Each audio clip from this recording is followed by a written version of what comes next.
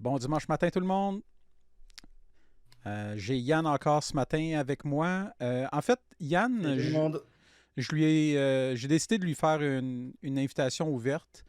Euh, je le suis sur Facebook, puis avec tout ce qui se passe au niveau nouvelles, au niveau sur le virus, sur les mesures, tout ça. j- j'ai pensé que peut-être qu'une tribune serait intéressante pour lui. Donc, c'est pour ça que j'ai décidé de lui donner l'invitation ouverte. Donc, vous allez probablement le voir plus souvent, ou du moins aussi souvent qu'il va vouloir être là. Euh, C'est donc, toujours un plaisir. donc, ben, bienvenue à tout le monde en ce dimanche matin, lendemain d'une journée très pénible avec un match record de la LMM. Chapeau aux gens qui ont toffé plus longtemps que moi. J'en ai vraiment pas fait si longtemps que ça. J'ai décidé d'aller faire autre chose de ma journée. Puis je suis revenu en Nous début sommes de des êtres soirée. interdimensionnels, Hey, merci multidimensionnels, maintenant Allcaps. omnidimensionnels. Je suis revenu. C'est vrai, on dirait que tout le monde avait pris le. Ah, ben c'est la journée que je suis tombé affilié, dans le fond. C'est pour ça qu'il va toujours avoir une vague, j'imagine, d'abonnements au même moment, là. Ben merci Allcaps, puis bon matin. Donc, j'ai décidé de revenir en fin de journée, de faire un petit bout, mais. Puis chapeau aux gens qui sont ici, qui étaient là hier, parce que vraiment, comme job de modo, là, c'était très bien. Considérant là, la nature, là, fuck la LMM, vraiment. Là. Euh, Étant donné la nature du stream, là, puis la quantité de personnes qu'on avait, je suis vraiment fier de la gang. Puis même si on a effacé un de vos messages, je suis quand même fier de vous. Là. Si ça amenait un ban, c'est autre chose, là, mais je sais pas s'il y a eu des bans. Là. Je pense que règle générale, là, ça a été. Ça, ça a eu bien de l'allure. Ouais. En effet. Sinon, toi, tu voulais-tu mettre un mot là-dessus, Yann, sur la LMM? Je vais, ouais, un petit mot. Juste, excuse-moi. Donc, ouais, donc félicitations à tout le monde d'avoir été là. Effectivement, globalement, quand même, vous avez été super dans le chat. Parce que c'est ça, il y a eu assez peu de modération à faire ou de la modération assez classique sur les moments les plus rough où le monde s'emporte. Ça excuse rien, mais c'est des moments où on s'attend à ce qu'il y ait plus de débordements dans le chat et c'est aussi un peu naturel. Donc c'est ça. Je pense qu'il faut regarder ça maintenant avec un petit jour de recul. Là, ça a duré jusqu'à 2 heures ce matin et puis c'est pas tout à fait fini. Donc je pense que c'est important de faire un petit point sur le fait que là, on était face à des camionneurs. Il y avait quand même relativement peu de camions dans l'absolu. Je vais pas refaire le match, hein, ça va. Je pense que Tommy l'a bien fait hier et puis on va peut-être pas prendre le temps de faire ça en détail. Mais pas oublier que la plupart des véhicules qui étaient mobilisés, c'était des pick-up et ce qui était un petit peu étrange par rapport justement au fait que c'est une manifestation de truckers. Peut-être que c'est des truckers qui avaient des camions de société puis qui pouvaient pas se déplacer avec leurs camions pour des questions de représentation. C'est possible, c'est C'est vrai. une c'est une analyse que j'en discutais effectivement avec ma blonde hier pendant la LMM. J'ai pas de réponse à ça, c'est des éléments qui sont possibles, c'est à prendre avec un grain de sel. Le fait est que ça représente a priori 10% du métier. Et dans ces 10%, combien représentent vraiment des anti-vax, des anti-mesures sanitaires? Puis je parle vraiment d'anti, pas de personnes non vaccinées pour des Ouais. raisons légitimes ou des choses comme ça. Toujours, ça, on va maintenant, à partir de maintenant, bien mettre cette notion de côté. Euh, c'est ça. Donc à quel point, enfin, faut pas oublier que même si c'était une manifestation qui était effectivement affiliée avec le monde des camionneurs, faut pas oublier que ça représente finalement, même si on ne voit que des camionneurs, ça ne représente pas tous les camionneurs et ça représente peu de camionneurs au final. Puis Donc toujours garder. l'association ou le syndicat des camionneurs a condamné aussi ça, il me semble, là, ou du moins ils sont totalement détachés de ça. Là. Me semble que c'était à Radio-Canada, mais sous toute réserve. J'entendais ça dans l'auto vendredi. qu'il y avait plusieurs représentants qui parlaient et un des représentants justement de l'association disait que lui, en son nom propre, n'irait pas, par exemple, à la manifestation parce qu'il trouvait qu'il y avait... Enfin, il était pour le fait de manifester, mais pas pour les raisons pour lesquelles il manifestait. C'est-à-dire que lui, il trouvait qu'il y avait des raisons pour question de droit du travail ou de modalités de travail que je suis pas capable de discuter.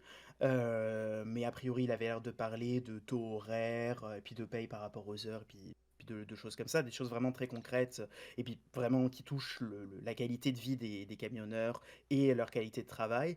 Et puis regretter que ça devenait d'abord un petit peu comme manifestation par des gens qui avaient des dessins politiques et puis des agendas anti-mesures sanitaires. Donc c'est ça, faut toujours garder à l'esprit que c'est un peu comme notre dernier édito à tous les deux. On vous donne un concentré un petit peu de ce qui se passe. C'est Ça représente pas les choses en général. C'est vraiment, on regarde la sauce, on regarde que ce soit ici, que ce soit chez Tommy, chez Chantal ou ailleurs. C'est vraiment, faut garder toujours un point de recul avec ça. Et aussi, je le répéterai à chaque fois, garder la main tendue et garder la porte ouverte pour les personnes qui sont aux prises avec des dérives, que ça soit du plus politique au plus sectaire, hein, toutes sortes de dérives, pour leur permettre de s'en sortir, parce que si c'est du monde, s'ils réclament de l'aide, c'est que vraiment ils en ont besoin. Et surtout, si on n'est pas disposé à les aider, euh, personne ne sera là pour les aider. Donc, c'est ça. Merci, Coxius, pour le gift sub à X-Wing. X-Wing qui doit dormir à 9h de son ordi un matin. Ah, il y a pas de- Euh, puis je suis content de voir un gift sub parce que normalement, j'ai arrangé pas le Hall of Fame, là, mais la liste des donateurs de subs. J'espère que c'est réglé. Je voulais pas demander à quelqu'un de faire un gift sub pour le vérifier, là, mais je suis content qu'il y en ait un. Je vais pouvoir voir à la fin du Hype Train si ça fonctionne, là. Donc, normalement, tu devrais être en tête. Ah, ben, je pense que oui. Puis, je tiens à m'excuser auprès de Cybervirus, si je me souviens bien, qui avait donné un ou deux gift subs au début, alors que c'était pas encore en place, ce truc-là. Donc, tu as toujours une place spéciale dans mon cœur. Juste un. Ouais, par rapport à ça, moi, une des choses que j'ai trouvé très navrante, puis tu sais, on a d'autres choses plus intéressantes à parler, je pense, là. Mais juste, ce point-là, je voulais en glisser un mot, là. Ce que je trouvais très navrant hier, c'est de voir que c'était un party. Euh, Tu sais, on aurait pu aller au hasard à peu près à n'importe quel endroit dans la manifestation à plusieurs reprises, puis prendre des petits clips de 5-10 secondes, là, puis on aurait montré ça à quelqu'un qui ne connaît pas la situation, puis il aurait dit, ben, c'est une fête. Euh, il y avait très, très peu. Le manque d'organisation aussi m'a sidéré. Tu sais, il y avait une farfadet, là, si j'ai bien compris, qui s'est pogné un lift pour aller jusque-là, puis là, elle a commencé à paniquer parce qu'il commence à faire froid, puis il n'y avait pas de place où rester. Ben, jusqu'à quel point on peut... Tu sais, la science, c'est beaucoup d'analyse, c'est beaucoup de prévision, tout ça. Comment est-ce qu'une personne peut démolir la science tout en étant, je vais exagérer pour passer mon point, là, incapable dans le concret de faire une planification de base? Ça, il me semble, à un moment donné, il faudrait se mettre en doute. C'est pas dire j'ai tort, mais au moins se poser la question, est-ce que ça se peut que je me trompe? Tu sais, je trouvais ça incroyable. Ouais, c'est vraiment compliqué parce que en fait, finalement, ces manifestations. Alors, je parle au travers de mon chapeau et c'est un petit peu mon ressenti, donc c'est juste mes mots à moi et puis faut pas y voir une analyse. Mais en fait, c'est comme devenu une machine à organisation pour faire des manifestations. Puis on les organise à Montréal, on les organise à Québec, on les organise à Ottawa. On peut imaginer qu'ils les organisent un petit peu partout. Mais finalement, c'est une machine d'organisation qui n'organise que l'événement, ni l'avant, ni l'après. Puis l'avant, à la rigueur, bon, bah, les gens s'organisent entre eux, puis prennent un lift et puis quelque chose. Mais je sais pas si vous avez déjà eu ce cas-là, mais vous organisez pour aller faire un party avec du monde à un endroit. Puis ce monde-là, vous avez pas de moyens de transport, ou c'est loin, ou votre auto est en réparation, bref. Vous êtes dépendant de quelqu'un. Est-ce que vous allez rentrer avec la même personne si c'est une gang d'amis qui habitent tous à peu près au même endroit? Mettons, vous allez tous à Stoneham si vous habitez à Québec ou je sais pas.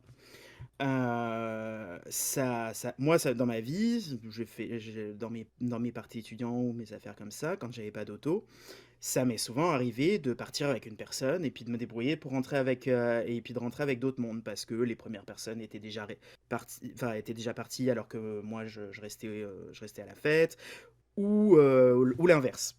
C'est pas important. C'est c'est ça, c'est une organisation qui n'organise que la manifestation. On va d'un point A à un point B, on demande éventuellement les autorisations nécessaires, on se débrouille pour avoir une sonorisation, on se débrouille pour avoir des pancartes, éventuellement des feux d'artifice, mais le avant, pour que les gens se rendent à la manifestation, et puis le après, pour que les gens aient un endroit où rester, une protection et un lift retour pour retourner chez eux, ça n'est plus organisé finalement.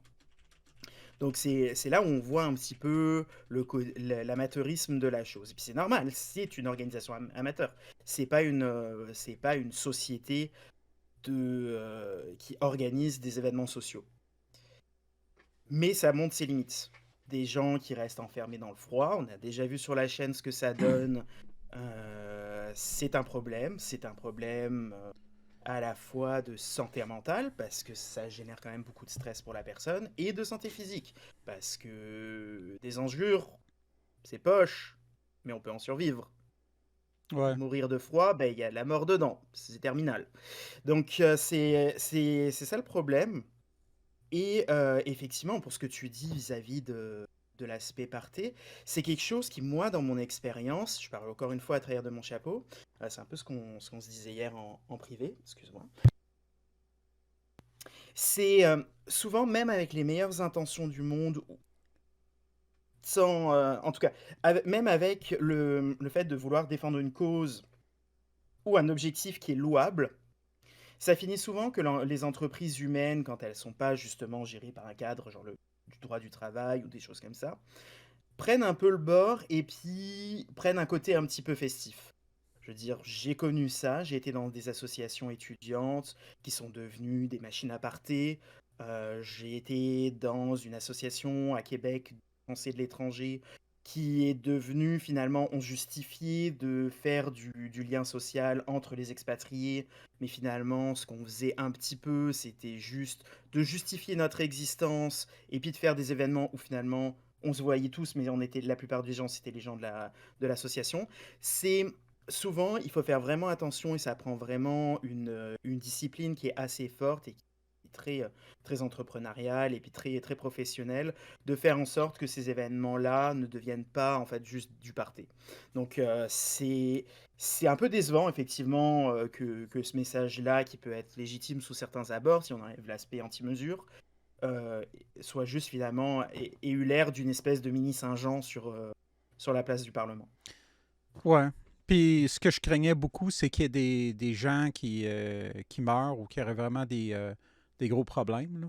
Euh, En Mm. tout cas, j'ai regardé rapidement les nouvelles ce matin. Il n'y avait rien à cet effet-là, donc tant mieux, parce que On c'était est content.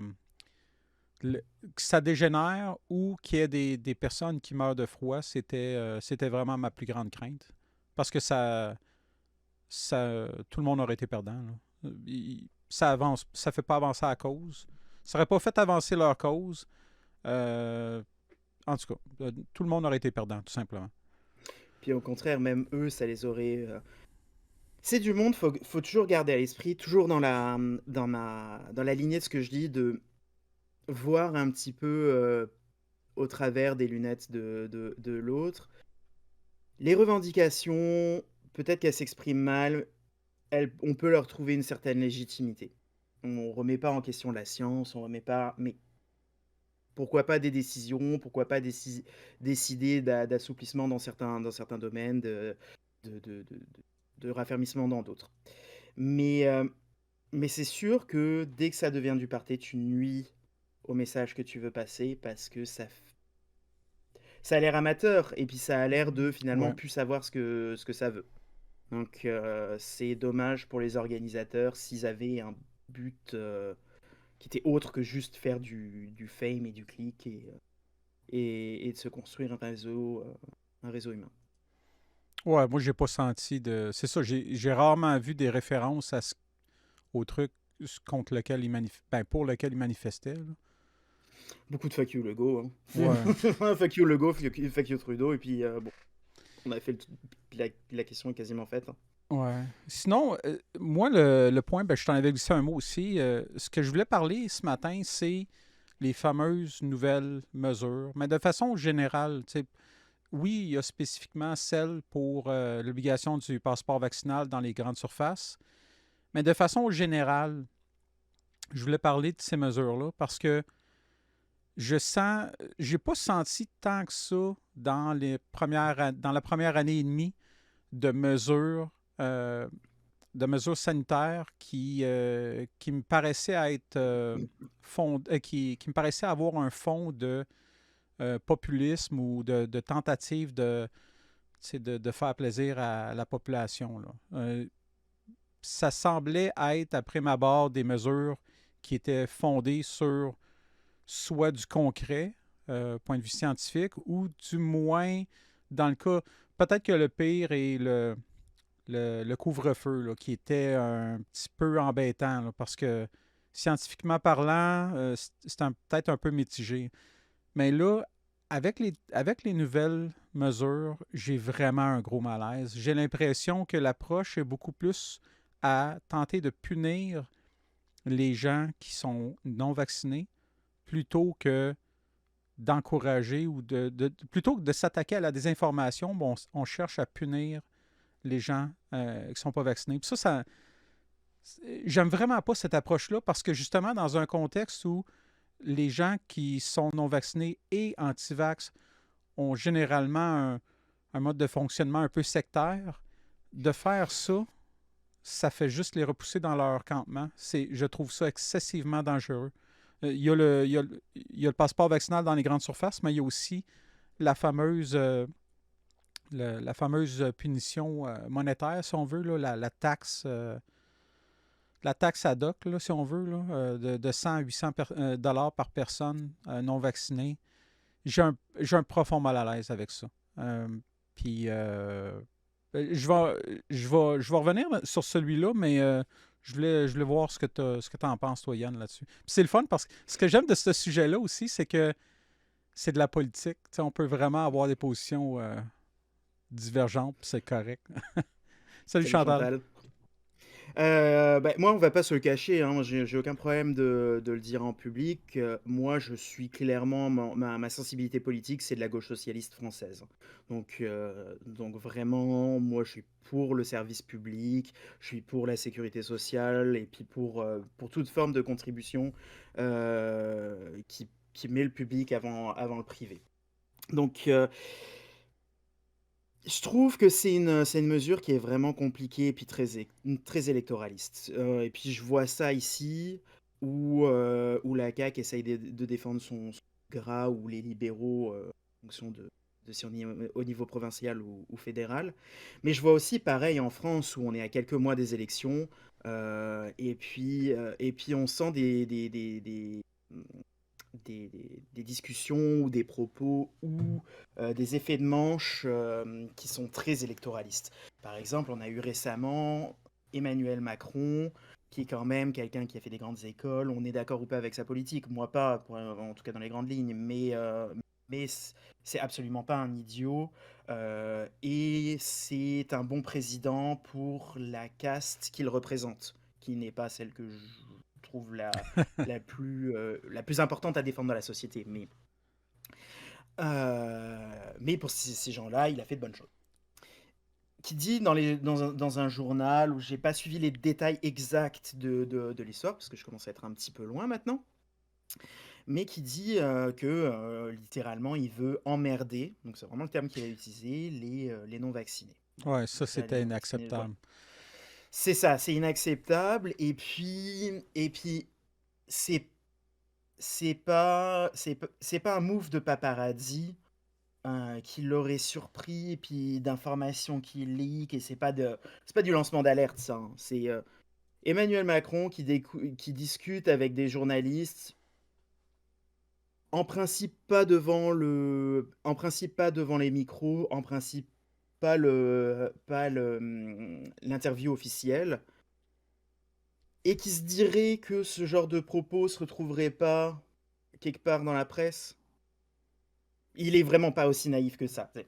Donc c'est un effet de manche. Ouais. C'est pour dire à son électorat, ben accroche ta tuque, ben va y avoir des mesures qui s'en viennent. Mais réélis-moi. Et c'est un petit peu ça. C'est par exemple la CAQ, même si finalement, expérimentalement, ça a marché. Ben, quand on voit que la CAQ met la nécessité du passeport sanitaire maintenant à la SAQ et à la SQDC, c'est déjà publiquement reconnaître une Ah, merci association Chantal. ou une corrélation, merci Chantal, entre la consommation, soit de cannabis, soit d'alcool, et une frange de la population visée par ou en tout cas qui serait en marge des mesures sanitaires. Ce qui est peut-être pas faux dans les chiffres, mais qui est une analyse compliquée à faire en public, qui demande un petit grain de sel supplémentaire, parce qu'on tombe vite dans les clichés, puis on tombe vite dans le fait de mettre au banc et puis de marginaliser une branche de la société. Et puis, donc ça a été très électoraliste, fait qu'a priori ça a marché dans les premiers temps. Il y a eu une explosion du taux de primo-vaccination. Très bien. Mais est-ce qu'on veut des primo-vaccinations pour ça? Parce que est-ce que finalement on veut des gens qui sont vaccinés, mais qui Nous sommes finalement des qui êtres respectent rien, donc interdimensionnels, qui s'exposent quand multidimensionnels même, et donc non donc qui n'ont pas des omnidimensionnels. risques, qui vont pas avoir un risque raisonnable, qui vont quand même avoir un risque supérieur de contamination, plein de choses comme ça. Est-ce qu'on veut braquer des mondes, mettre du monde finalement, soit les pointer du doigt et dire regardez, ces gens-là ne font pas comme tout le monde, publiquement, donc finalement les punir, ou aussi les punir de façon monétaire. Puis ça me pose deux problèmes. Le premier étant que si on va dans leur logique de considérer ce monde-là, c'est pas nécessairement du monde qui a le désinformé de base n'a peut-être pas nécessairement beaucoup d'argent pour aller mettre sur une affaire santé. Enfin, ou en tout cas une contribution santé.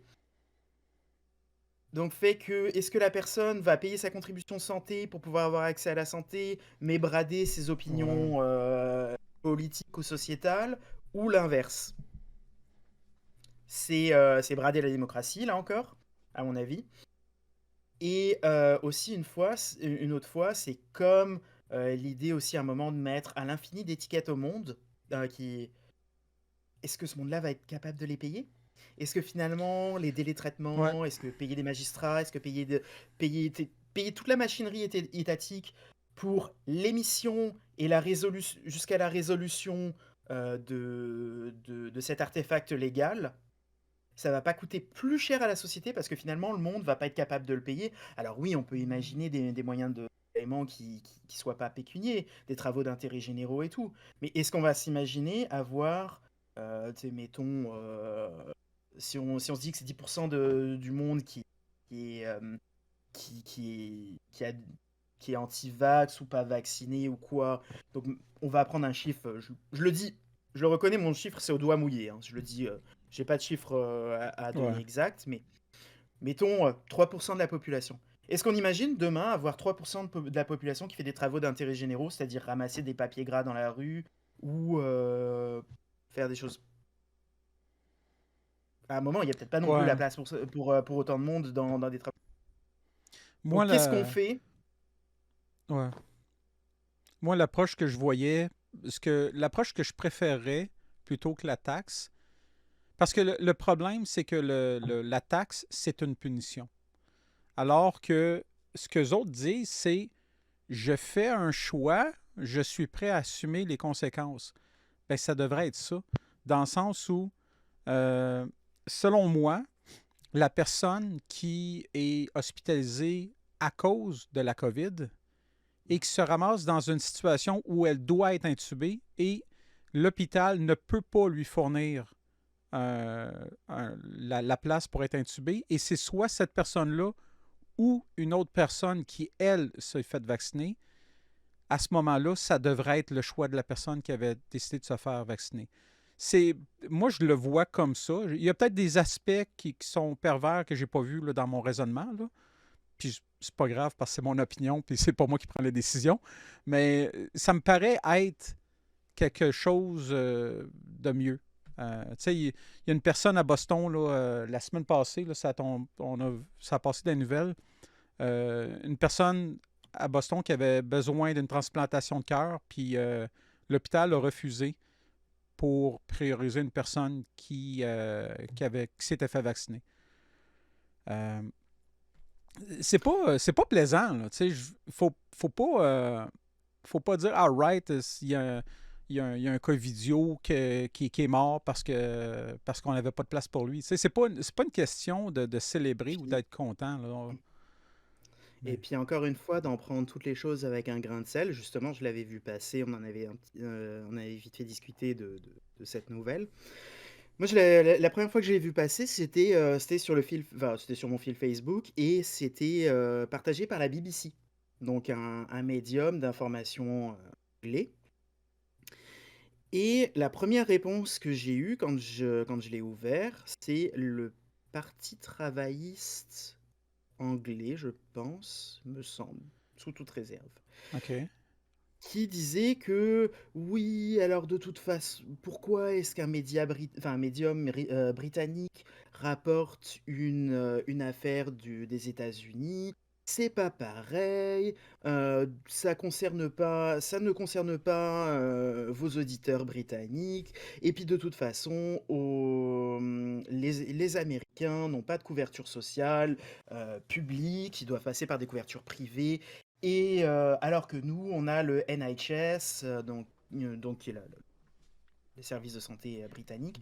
Et puis, si cette personne avait été britannique et puis couverte par le NIH, elle aurait eu sa transplantation. Ben non, elle n'aurait Ben, pas eu sa transplantation. c'est Parce que c'est une question simple qui transcende la question. Ça a été vendu par les médias parce qu'il y avait des événements qui étaient concomitants. C'était une personne en attente d'une greffe de cœur. Le fils de cette personne était anti-vax. Cette personne, par association, était anti-vax. Ne s'était pas faite vacciner. Et comme elle ne s'était pas faite vacciner, elle ne rentrait pas dans les critères de transplantation. Sauf que c'est pas pour punir un antivax qu'il y a ces critères-là. exactement. C'est c'est pour éviter que quelqu'un qui ne respecte pas sa condition médicale, ou en tout cas qui ne fasse pas le nécessaire pour améliorer sa santé ou pour limiter la dégradation de son état de santé avant, pendant et après la greffe, ne reçoivent un greffon. Les greffons sont rares, les greffons sont limités. Il n'y a pas de greffon pour tout le monde. On commence à créer des cœurs artificiels, on commence à créer certains organes artificiels. On n'est pas encore dans le futur où ça marchera. Je suis certain qu'on y arrivera un jour, je suis certain que la science se rendra là, mais pour l'instant, c'est pas le cas. Donc il n'y a pas de cœur pour tout le monde, il n'y a pas de cœur pour tout le monde qui veut un cœur.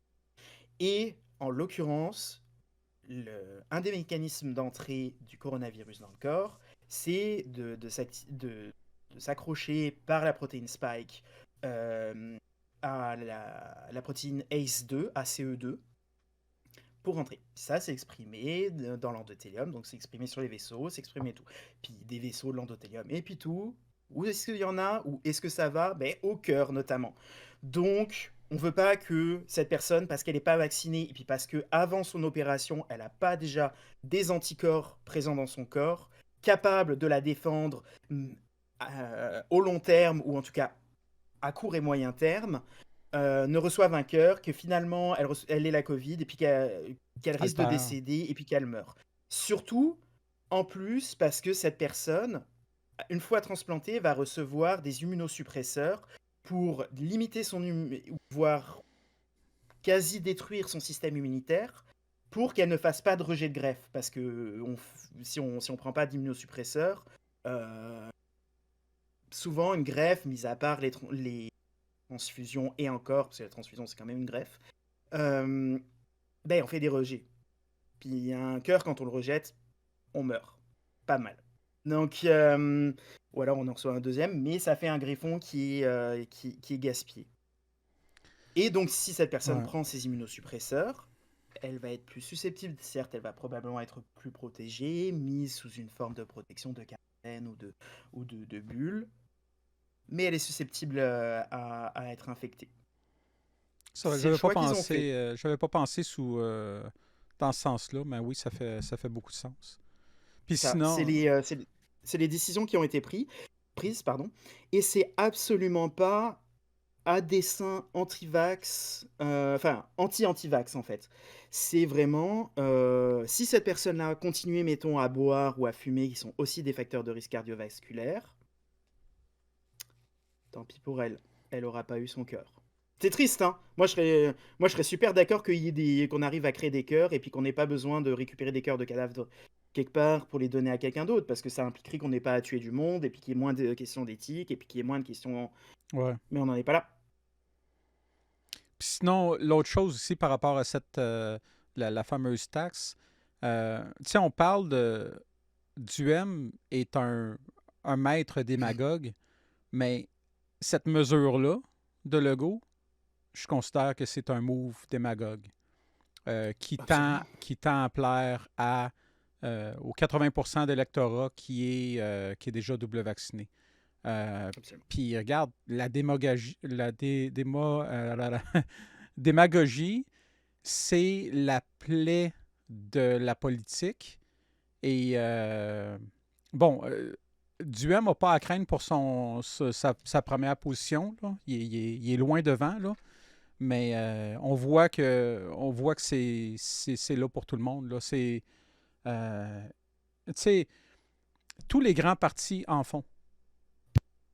Tous les grands partis font semblant. Puis attention, parce qu'avec mon affirmation, je ne viens pas dire que les petits partis n'en font pas. Il faut comprendre que c'est vraiment très tentant.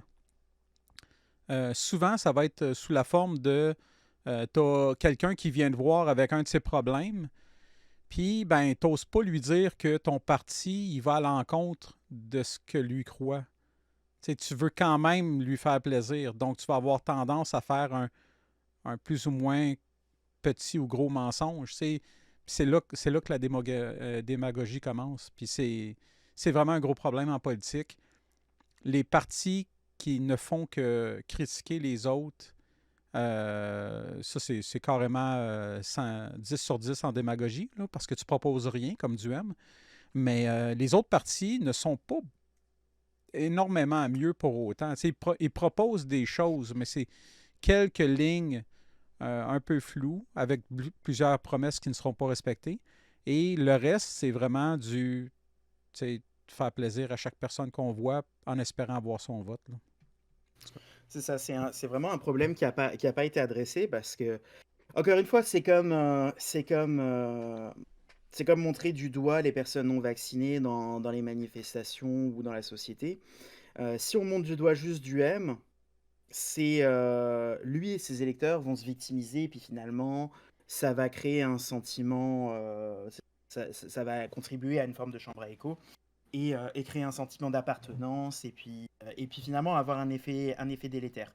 Mais si finalement les partis, quel que soit le pays et puis quel que soit le système tant qu'il est démocratique, au lieu de dire ah ben regardez cette personne-là est niaiseuse ou ça n'a pas d'allure ce qu'elle dit, si passer plus de temps à dire voilà pourquoi ce qu'elle dit n'a pas d'allure dans le projet de société qu'on a et voilà ce que nous proposons à l'inverse, ben, ça irait mieux, on comprendrait mieux, puis il y aurait plus. Mais le jeu de la démocratie, parce que c'est compliqué, parce qu'il y a de l'argent en jeu, on règne un pays enfin, on gère un pays où tout le monde n'est pas d'accord, et puis qu'il faut mettre en place des mouvances qui sont minoritaires ou majoritaires, ou on essaye en tout cas. C'est toute une soupe qui est compliquée. Ben finalement, on se fait élire, et puis on se fait élire sur un programme, et on essaye d'en faire un maximum. J'avais discuté, c'est encore sous toute réserve, parce que j'ai aucune spécialité là-dedans, mais avec un bon ami qui, qui, qui est professeur de Sciences Po, et qui disait que le Canada, par exemple, était l'un des pays avec le plus fort taux de compliance, enfin en tout cas la, un des pays au monde où le dirigeant élu, c'est-à-dire là en l'occurrence on parlait de Justin Trudeau, avait rempli le plus de promesses électorales avec, je dis ça un peu au doigt mouillé, genre 76% Ah ouais. de promesses remplies. Mais c'est des petites promesses, et puis celles qu'on voit Ouais. pas, c'est les grosses. Ou celles qui nous arrangent ou qui nous dérangent. Donc c'est toujours un peu la question compliquée de voir aussi que on est toujours tous un petit peu le réalisateur du film de notre vie. C'est comme quand on regarde un film et qu'on dirait ah ouais mais il aurait pu faire ça, il aurait pu faire ça, ou il aurait pas dû faire ça. Probablement que si les choses sont faites d'une façon ou d'une autre, c'est qu'il y a des raisons, bonnes ou pas, hein, et des contraintes qui font que ça se tourne comme ça. Donc c'est vraiment... Tu sais, si vous ramenez un truc de chez moi, tout ce que je viens de dire, c'est quoi qu'il en soit, garder un doute est raisonnable et regarder tout avec un grain de sel. Un grain de sel raisonnable et essayer de voir un petit peu ce qui se passe de l'autre bord de l'opinion que vous auriez pu avoir et puis de voir un petit peu comment ces gens la pensent et ou en tout cas, pourquoi quelque chose s'est passé ou quels sont les facteurs de l'autre bord. Ça vous aidera peut-être à comprendre un petit peu mieux ce qui se passe, des relations humaines et aussi à garder un petit peu une position qui est plus mesurée. Ouais, tout à fait. Et ça me fait penser, l'empathie est excessivement importante pour comprendre. L'empathie, faut pas penser que ça veut dire automatiquement être sympathique avec la personne. Ça veut vraiment juste dire être capable de s'imaginer ou de comprendre ce que la personne peut vivre. Puis ça, c'est super important. Euh, Parce que j'ai discuté, j'ai partagé avec vous, je pense que ça fait 2 semaines, là, mon expérience de dépression que j'ai fait il y a une dizaine d'années. Puis j'ai l'impression que c'est similaire un peu. Sombrer dans des théories du complot, je vais au sens large, là, désolé, ça fait cliché un peu, la théorie de complot, mais bon, peu importe la dérive dans laquelle on sombre, j'ai l'impression que c'est vraiment quelque chose qui arrive tranquillement, comme justement une dépression. Souvent, là, on s'enfonce vraiment graduellement. Donc, c'est pas.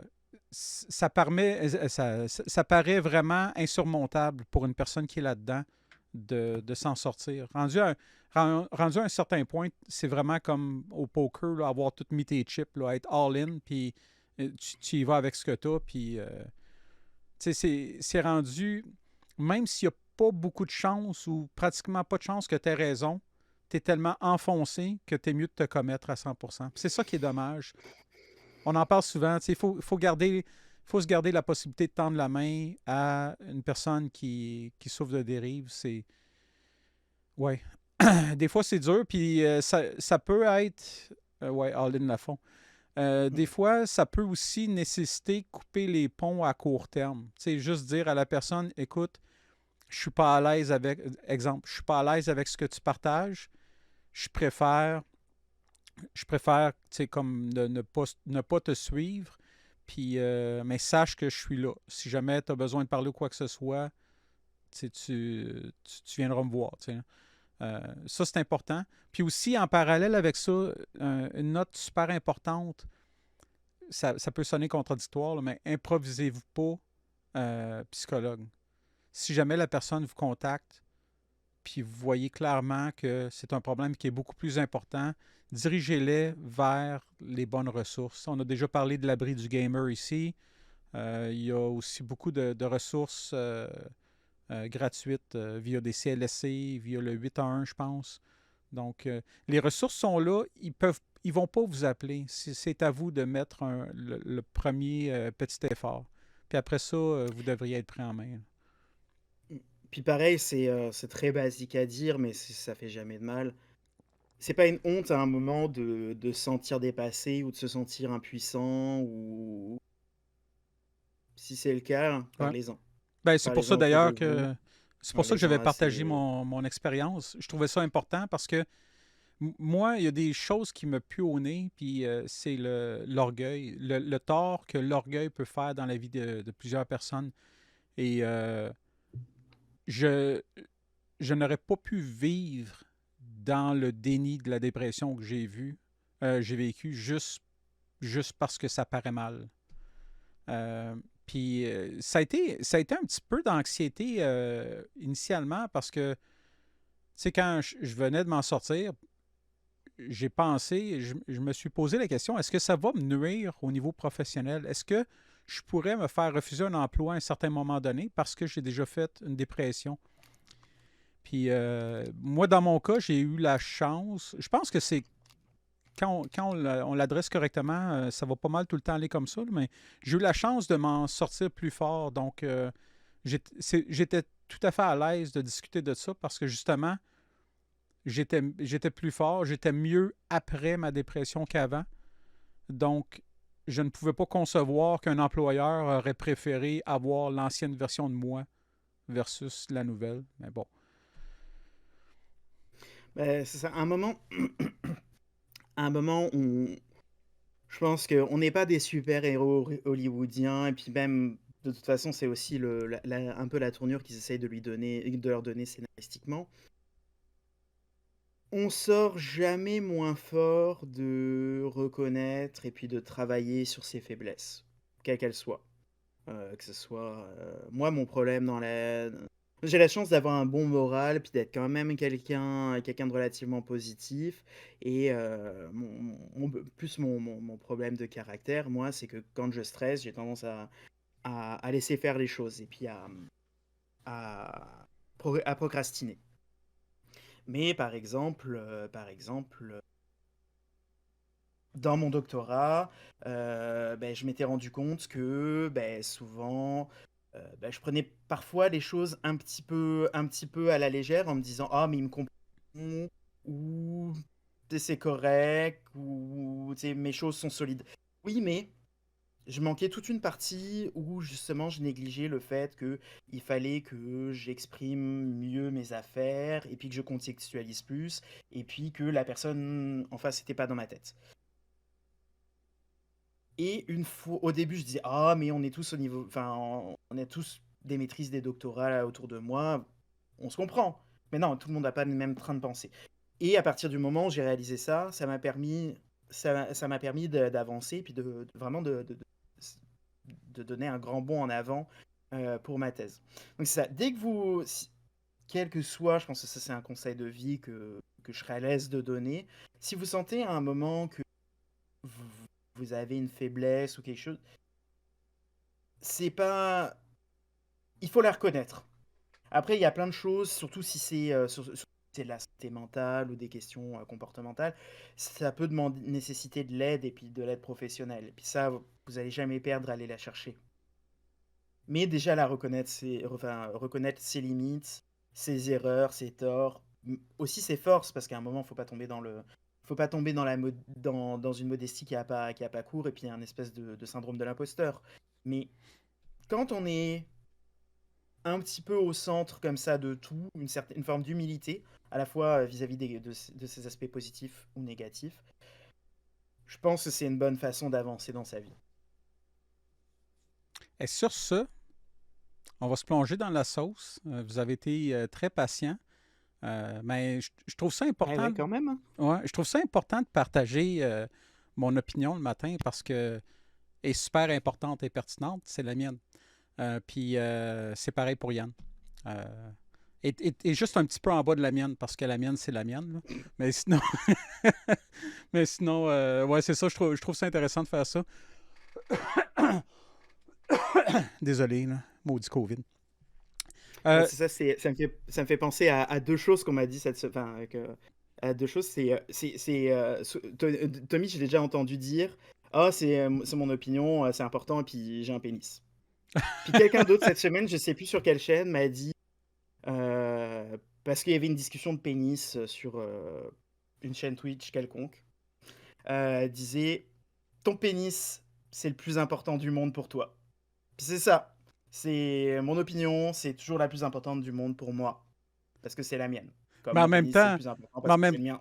en même temps, tu sais, on dit un pénis, c'est bien, mais c'est bien de le garder serré en public. Donc, je ne sais pas si l'analogie est aussi bonne. J'avais Avant, quelques versions un peu plus inappropriées ou politiquement incorrectes, mais oui, oui. tant qu'il n'y a pas de mamelon, je pense qu'on est correct avec Twitch, là. Juste avant de passer, je voulais vous montrer. Ça, c'est la. Ben là, tu le vois sur le stream, Yann, là. C'est pour ça que je regarde de côté, ouais. L'image qui est là, c'est une découverte que j'ai faite il y a quelques années. En fait, ouais, juste avant la pandémie. J'ai oublié le nom du réalisateur, mais il y a un réalisateur qui s'est lancé dans un projet de réaliser 3 films sur des histoires de H.P. Lovecraft. Et celui-là, c'est une image qui est sortie du film Color from Outer Space ou quelque chose comme ça. Et c'est avec le majestueux Nicolas Cage. Mais le film, je le trouve vraiment bien. Donc, si jamais vous aimez les histoires un peu sombres, un peu tordues, là, c'est quand même pas mal intéressant, là. Lovecraft, là, ça score pas mal toujours fort, là. Fait que je voulais juste vous montrer ça. Euh, ça, c'est ma page Facebook que j'ai ouverte pour la chaîne. Puis ça s'appelle Keto Guerrier parce que Warrior était flagué comme étant pas un nom. Donc, si jamais vous voulez voir des trucs, vous pouvez faire une demande d'amis. Puis faites-le juste si vous êtes curieux. Il n'y a pas de. Je l'ai juste fait parce que je voulais créer une place pour pouvoir mettre des images, là. Euh, donc, dans les clips aujourd'hui, ben, le titre est pas menteur. J'ai vraiment de l'analyse régressive. J'ai ma maudite chatte qui me gosse. Donnez-moi un instant.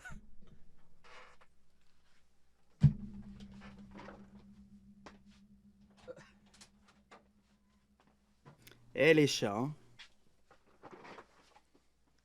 Ce qui est incroyable, c'est que volontairement, j'ai fermé la porte du sous-sol. Mais ça ne l'a pas empêché de gratter, gratter, gratter. Mhm. Ouais, c'est ça, moi, ma blonde dort encore. Et j'ai profité de me lever plus tôt pour enfermer le chat avec elle. Ah, mais ça marche pas, moi. Elle sait que Ah. je fais quelque chose, là, fait qu'elle veut venir, là. Mm. 3 étages, Caroline. 3 étages. Il faut qu'elle vienne sur celui où je suis.